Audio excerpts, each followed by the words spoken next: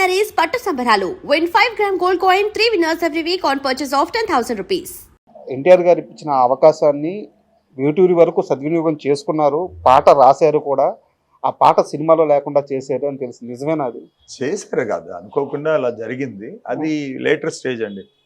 ఆంధ్రపత్రిక నుంచి మళ్ళా ఆయనకి పెళ్ళయి అక్కడికి సంసారాన్ని షిఫ్ట్ చేయడం ఇష్టం లేక మద్రాసు నగరానికి విజయవాడలో పెట్టండి అని ఆయన అడగటం శంభుప్రసాద్ గారిని. ఆయన కొంచెం ఆలోచించి వీలు పట్టలేదండి అని అంటే ఆయన ఆంధ్రపత్రిక మానేసి మళ్ళీ ఆంధ్రప్రభలో చేరారు విజయవాడ. సో విజయవాడలో ఆ సబ్ ఎడిటర్గా పనిచేశారు. అప్పుడు అక్కడి నుంచి ఆయన అసెంబ్లీ దీనికి ఆయన ప్రమోట్ అయ్యాడు, స్పెషల్ రిపోర్టర్గా ఆంధ్రప్రదేశ్ అసెంబ్లీ రిపోర్టింగ్. ఓకే. అప్పుడు హైదరాబాద్లో ఉన్నప్పుడు ఆయన రామారావు గారు మళ్ళా తీసుకెళ్ళి పెట్టాలని ట్రై చేయటం. ఇది 1962లో ఆయన మొట్టమొదటి గుళేబకావళి కథ ఈ పాటలు రాయమని తీసుకెళ్ళాడు. కానీ అది ఎందుకో కుదరలేదు. అప్పటికే అక్కడ సినారే గారు ఉన్నారు కదా. సినారే గారు అప్పటికి ఇంకా రాలే ఆ సినిమాకి. ఈయన చేత రాయించాలి అని చెప్పి అనుకున్నారు. తర్వాత అక్కడ ఏదో లేట్ అవ్వటం వల్ల మళ్ళీ ఆయన జర్నలిస్ట్ వదిలిపెట్టలేదు, ఆయన ఉద్యోగాన్ని వదిలిపెట్టలేదు, సెలవు పెట్టి వెళ్ళారు. కాలయాపన అయిందని వచ్చేసాడు. ఓకే. సో ఇట్లా చేసుకుంటున్న తర్వాత ఆయన హీ వాజ్ ద యంగెస్ట్, నాకు తెలిసి ఉన్న పరిధిలో 30 ఏళ్ళకి ఆయన ఎడిటర్ అయ్యాడండి ఆంధ్ర జనత అనేటువంటి పత్రికలో. అవునండి. ఆంధ్రప్రభలో చేస్తున్నప్పుడు 1965లో తీసుకొచ్చి ఎడిటర్గా నియమించారు. అక్కడ ఒక 3.5 years చేశారు. మరి అంత ఎర్లీ ఏజ్లో ఎడిటర్ అయిన తర్వాత ఇంకా నెక్స్ట్ 30 ఏళ్ళు 25 ఏళ్ళు ఆయన అదే వృత్తి చెయ్యాలి, ఎడిటర్గానే ఉండాలి. అందుకంటే ప్రమోషన్ ఉండదు కదా. మారితే పేపర్లు మారాలి, దినపత్రికలు మారుతాయి పేర్లు తప్ప పోస్ట్ అదే. ఇంకా ఆయన ఇది కాదు, నేను నా మనసులో ఉన్నది బయట పెట్టుకోవాలి అనేటువంటి స్వచ్ఛంద రచనలకు పూనుకుని ఆయన సిరికాకుళం చిన్నదనేటువంటి ఒక సంగీత రూపకాన్ని రాశారండి. అది బాలాంతరపు రజనీకాంతరావు గారికి నచ్చి ఆయన రేడియోలో పెట్టుకుంటా అని చెప్పి అది చేయటం. పెంజాల నాగేశ్వరరావు గారి సంగీతంలో ప్రఖ్యాత కర్ణాటక విద్వాంసరాలు శ్రీరంగం గోపాలరత్నం గారు ముఖ్య పాత్రధారిగా చాలా బాగా వచ్చింది. అది బాగా ప్రమోట్ అయింది. ఈ తరుణంలో సరే ఇలాంటివి ఎన్ని చేసుకుంటాము అనే మళ్ళీ ఉద్యోగం కావాలి అనే పరిస్థితి వచ్చింది.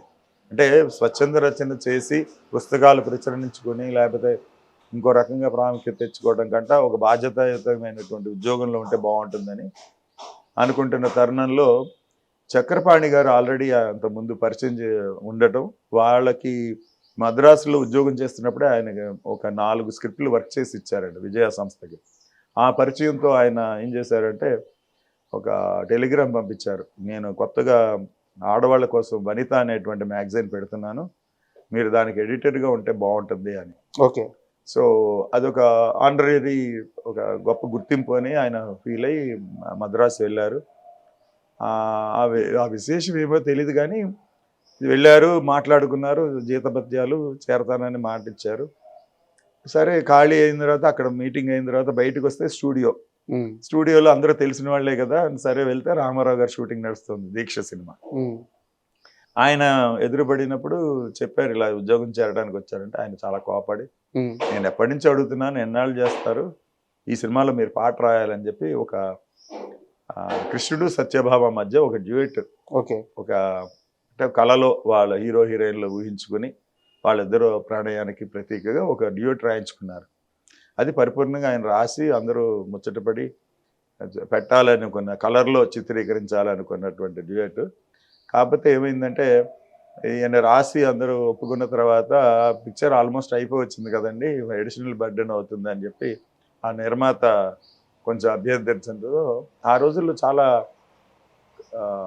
అంటే ప్రణాళికాబద్ధంగా వెళ్ళేటువంటి సినిమాలు ఆ బడ్జెట్ మించితే వాళ్ళు తట్టుకోలేని రోజులు.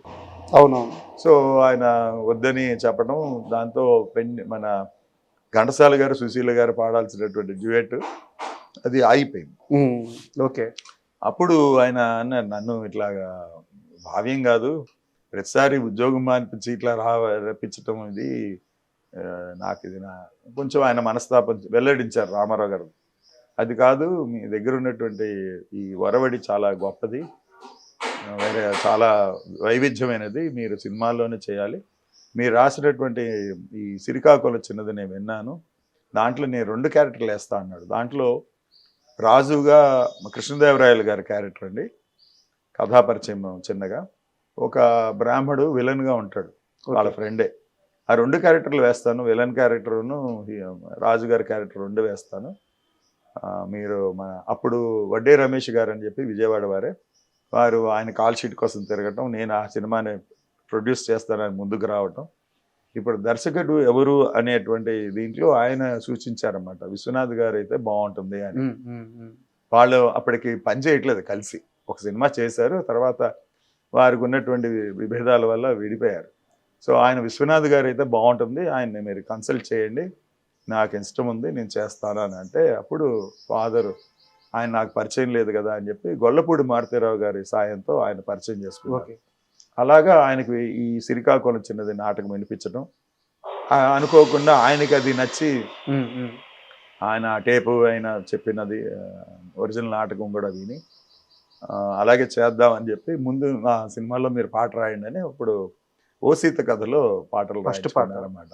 అలాగా అది వెనకబడిపోయింది ఆ ప్రాజెక్టు.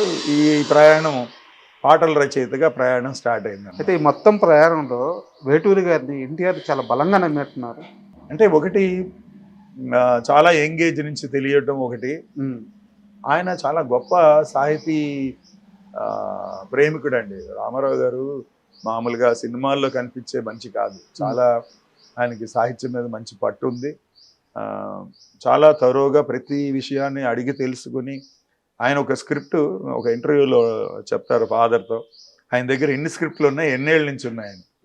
అంటే దాదాపు 7-8 ఏళ్ల పైనుంచి స్క్రిప్ట్లు ఉంటాయి ఆయన దగ్గర. అంటే అది తరచి చూసి చర్చించి రచయితలతో అది కరెక్టా కాదా, ఆ సన్నివేశం ఉండాలా లేదా, ఆ భావ ప్రకటన కరెక్టా కాదా అని నిర్ణయించుకుని అది పరిపూర్ణంగా నమ్మిన తర్వాత సినిమా తీసేవారు, వాళ్ళ సొంత సినిమాలు.